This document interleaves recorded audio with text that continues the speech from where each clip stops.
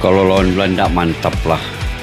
Saya mendoakan kalian guys, semoga sentiasa sehat selalu, sentiasa dimurahkan rezeki dan juga sentiasa sukses dalam apa juga bidang yang kalian usahakan. Oke, guys, berbicara terkait dengan sepak bola Indonesia ya, 2-3 tahun kebelakangan ini di bawah Bapak Erick Thohir dan juga Sintayong, kolaborasi yang sangat cocok, dan juga ini yang akan menjadikan perkembangan sepak bola Indonesia akan menjadi kuat lagi. Dia punya ekosistem apabila kedua-dua ini sudah bergabung, dan kita akan melihat Indonesia akan menjadi raja ASEAN dalam 3 ke 5 tahun akan datang ini guys. Oke.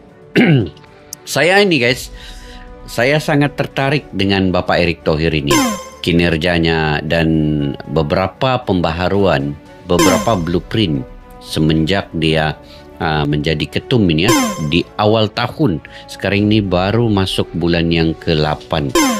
Bapak Erick Thohir memegang ketum ini. Telah banyak perubahan yang dilakukan oleh Bapak Erick Thohir. Oke, terutamanya ya, dia ini seorang yang politik di dalam negara Indonesia. Tetapi dia tidak mencampur adukkan politik dengan sepak bola, politik dengan olahraga sepak bola ini, karena kecintaan beliau kepada olahraga sepak bola ini sangat mendalam.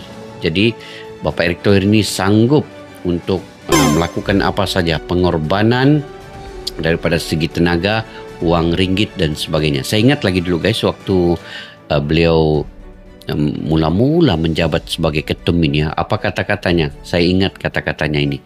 Dia kata, apabila saya bekerja, saya akan bekerja siang dan malam untuk membangun sepak bola Indonesia. Orang yang dekat dengan Bapak Erick Thohir ini akan tahu bagaimana kinerja beliau. Tidak kira siang malam, akhir pekan, hujung minggu, dia akan bekerja sedaya upaya membangunkan sepak bola Indonesia ini. Jadi wajarlah Bapak Erick Thohir ini lama diketum. Karena selama lagi dia diketum, pasti sepak bola Indonesia ini akan berkembang maju. Dan orang yang tidak minat bola pun akan menjadi minat. Dan orang yang selama ini tidak melihat perkembangan sepak bola Indonesia akan kembali mencari-cari informasi terkait dengan sepak bola Indonesia guys. Oke, saya ingin mereaksi satu video guys pada kali ini, yaitu 2 legend Belanda yakin Indo akan lulus Piala Dunia. Bagaimana prediksi mereka ini? Yuk kita sama-sama simak daripada video ini guys. Indonesia Nggak yang sekarang sabar, banyak guys, diperkuat oleh para pemain keturunan yang mayoritas berdarah Indo-Belanda. Selain itu, baik Van Persie ataupun Gio sama-sama yakin kalau arah perkembangan ASEAN ini ya sama-sama membangun sebenarnya. Jadi kita tidak nampak keadaan ini berlaku sebenarnya. Kolaborasi. Kalau sejauh ini Pak Erick benar-benar telah memikat hati semua pecinta sepak bola Indonesia, terutama untuk bisa semangat lagi mendukung timnas yang sebelum ini walah ngeri deh pokoknya. Biarkan selagi mana Indonesia punya kemajuan, biar Bapak Erick Thohir yang ada di dalam itu sebagai tulang punggungnya, ketum.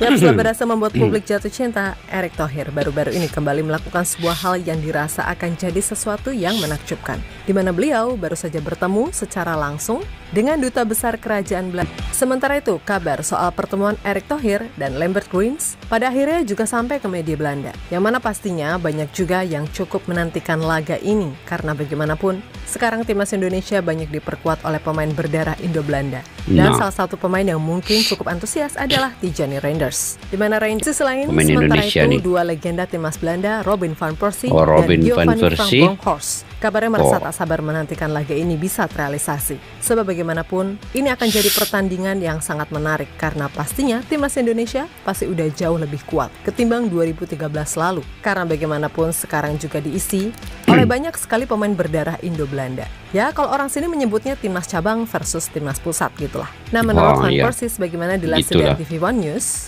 kalau perkembangan timnas Indonesia di era sekarang arahnya udah benar. Terlebih dengan manuver PSSI dalam mencari pemain diaspora berkualitas serta potensial. Senang melihat perkembangan timnas Indonesia yang meski dipenuhi pemain keturunan dari Belanda. Dengan materi pemain yang banyak dari Belanda, tentu saja mereka akan memberikan kejutan di masa depan, ucap Van Persie. Sedangkan Van Bronckhorst yang kita tahu juga punya darah Indonesia yang kental juga mendukung penuh segala rencana yang dilakukan punya timnas darah Indonesia juga itu. di bawah komando Erick Thohir beserta Coach Shin Tae-yong. Meskipun di satu sisi ia juga meminta kepada semua masyarakat untuk bersabar dan menikmati proses yang ada. Karena ia sedikit banyak tahu kalau mengelola sepak bola apalagi di negara besar seperti Indonesia pastilah tak mudah. Namun di sisi lain Gio menekankan kalau semua berhasil dijalankan dengan baik dan jujur, maka bukan tak mungkin dalam 1 dekade ke depan timnas Indonesia sepak bola ini penting ya untuk sesiapa saja yang akan datang dan kemudian mungkin yang akan menggantikan nanti Bapak Erick Thohir ini perlu ada kecintaan yang mendalam dan mempunyai komitmen, perlu berkorban apa saja daripada segi tenaga yang muda yang akan datang. Jadi blueprint 5 tahun ke depan untuk yang dibuat oleh Bapak Erick Thohir ini mencerminkan bahawa sepak bola Indonesia ini betul lah apa yang dikatakan oleh legenda Belanda ini, Robby van Persie ini, bahwa 10 tahun akan mendatang Indonesia akan menjadi penguasa sepak bola di Asia ini ataupun di ASEAN ini. Jadi selagi mana Bapak Erick Thohir masih diinginkan oleh mereka di dalam sepak bola ini, biarlah dia terus memegang ketum ini. Saya berpandangan juga kalau masih ada Bapak Erick Thohir ini, sepak bola Indonesia ini dia akan sentiasa ada kemajuan step by step ke depan. Memang dia berproses sekarang. Ya, memang dia berproses. Jadi perlu kesabaran yang lebih lagi. Tetapi sekarang ini kita nampak hasilnya itu guys ya. Memang kita nampak hasilnya. Semua dari kelompok umur menunjukkan kemajuan dari segi permainan, skill individu, kemudian penambahan pemain-pemain baru yang berpengalaman, dan juga itu menjadikan semangat. Dan kita nampak juga fans-fans yang datang ke stadion telah mulai membanjiri GBK. Lain guys, saya tidak akan mampu berkembang dalam YouTube ini untuk berbicara terkait dengan sepak bola Asia ini. Sampai jumpa lagi. Assalamualaikum warahmatullahi wabarakatuh. Bye-bye. Askal Studio untuk kita channel yang bereaksi tentang apapun yang ada di Indonesia, channel YouTube dari Malaysia. Di Askal